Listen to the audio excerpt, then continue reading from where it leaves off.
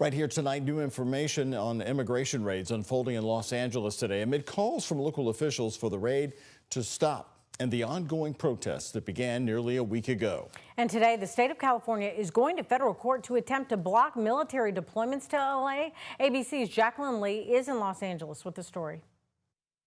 Immigration and Customs agents conducting an apparent raid at a warehouse in Compton, California today. And earlier in the day, agents seen conducting another apparent raid at homes in East LA. Members of the California National Guard seen creating a wall to block off the area. We're going to be out there every day conducting our law enforcement mission. While Department of Homeland Security Secretary Kristi Noem was speaking at a press conference in Los Angeles, the fact of the matter is, Senator Alex Padilla tried to interrupt and was quickly grabbed by officers and forcibly removed from the room. It appeared he was trying to bring up the arrests of people in raids who have no criminal records. That wasn't appropriate. That if you wanted to have a civil discussion, especially as a leader, a public official, that you would reach out and try to have a conversation. if this is how the Department of Homeland Security responds to a senator with a question, you can only imagine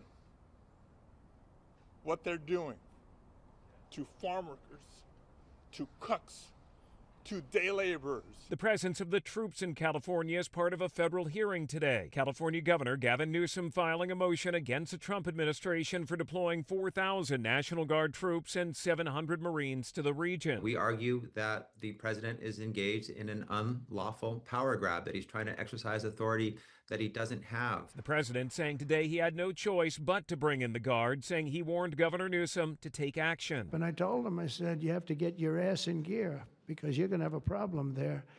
And he would have. If we didn't bring the military in, you would have right now something. Demonstrators have erupted in other cities. Most of them were peaceful, but police did clash with protesters in Washington state on Wednesday.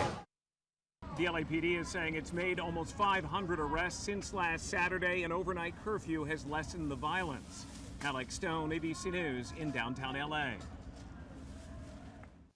This all ahead of the planned protests over the weekend to counter President Donald Trump's military parade. Now, organizers are calling them No Kings demonstrations.